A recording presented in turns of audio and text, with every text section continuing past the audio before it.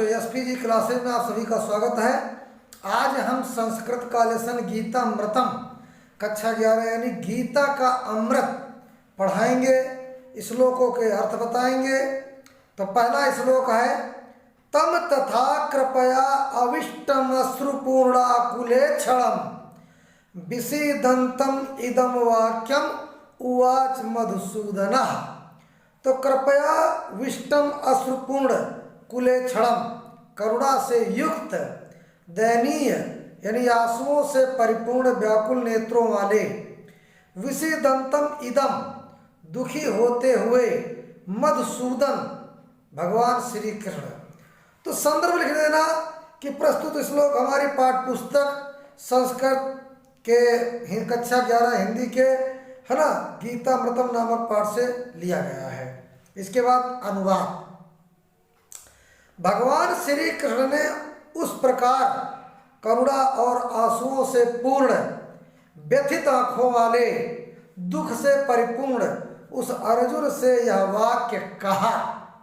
दूसरा श्लोक, क्लैब्यम मा स्म गमः पार्थ न तत्युपपद्यते अच्छुद्रम हृदय दौर्बल्यम त्यक्तोत्तिष्ठ परम तप।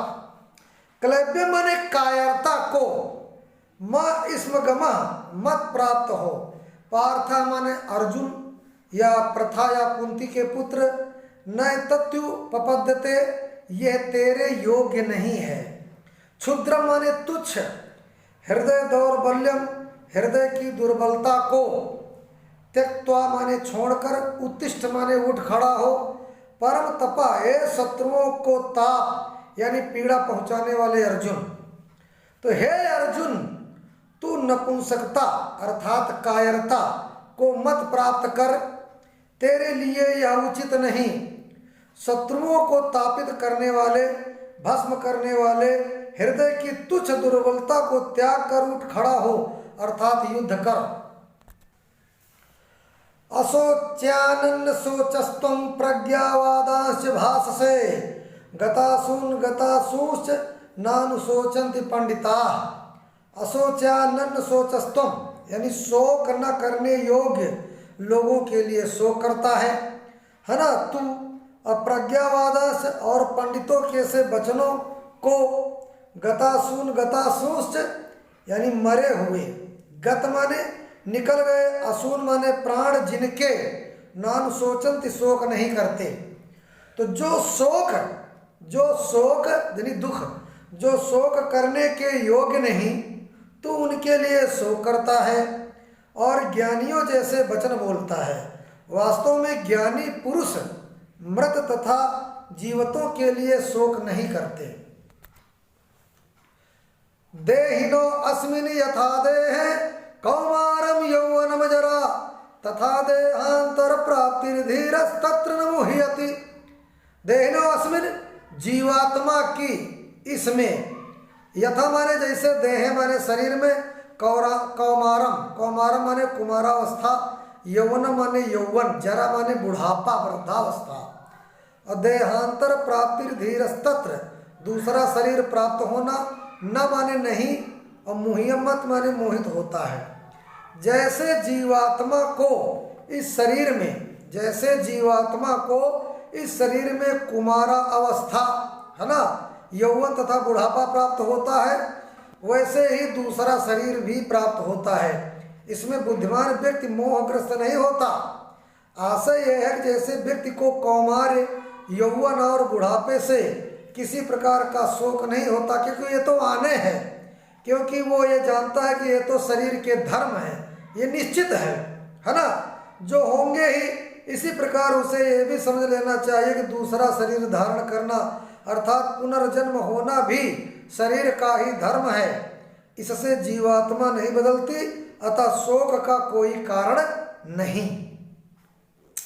यह एनम वेत्ति हंतारम यश्चैनम मन्यते हतम उभौ तौ न बीजानीतो नायम हंति न हन्यते। एनम माने इसको, वेत्ति माने समझता है, यश्चैनम माने और जो इसको, विजानीतो माने जानते हैं, अयम माने या, हंति माने मारता है, हन्यते माने मारा जाता है।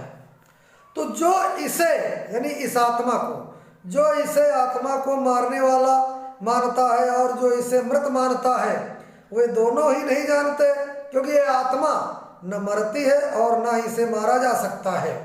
वासांसि जीर्णानि यथा विहाय नवानि गृह्णाति नरो अपराणि तथा शरीराणि विहाय जीर्णा न्यायानि संयाति नवानि देहि। वासांस माने वस्त्रों को, जीर्णानि माने पुराने, विहाय माने छोड़कर, नवानि माने नया, नरो प्राण माने मनुष्य दूसरों को, और जीर्णान्यानि पुराने को व दूसरों, संयात माने प्राप्त होता है या चला जाता, देही माने जीवात्मा।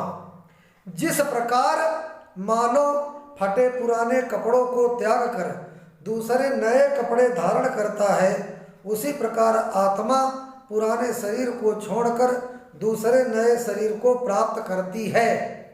नैनम छिन्दन्ति शस्त्राणि नैनम दहति पावकः न चैनम क्लेदन्यत्यापो न शोषयति मारुतः।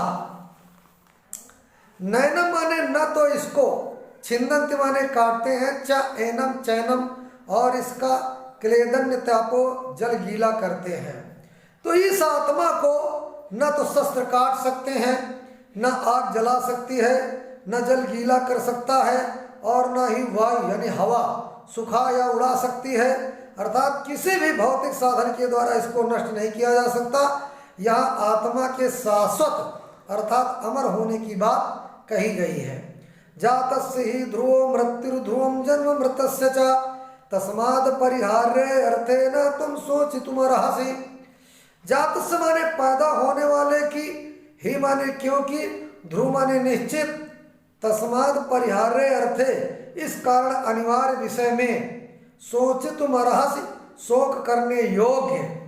तो जन्म लेने वाले की मृत्यु निश्चित है और मरने वाले का जन्म निश्चित है, इसलिए तुम्हें इस अवश्यंभावी सत्य के विषय में शोक नहीं करना चाहिए। यद्रच्छया चोपपन्नम स्वर्गद्वारम अपावृतम सुखिनः क्षत्रियाः पार्थ लभन्ते युद्धमीदृशम। यद्रच्छया माने अपने आप, चोपपन्नम माने और प्राप्त हुए, स्वर्गद्वारम अपावृतम खुले हुए स्वर्गद्वार को, सुखिनः माने भाग्यवान, युद्धमीदृशम यानी ऐसा युद्ध। हे अर्जुन, स्वतः प्राप्त हुए स्वर्ग के खुले हुए द्वार रूपी ऐसे युद्ध को भाग्यशाली क्षत्रिय ही प्राप्त करते हैं, क्योंकि धर्म युद्ध क्षत्रिय को सीधे स्वर्ग करवाता है।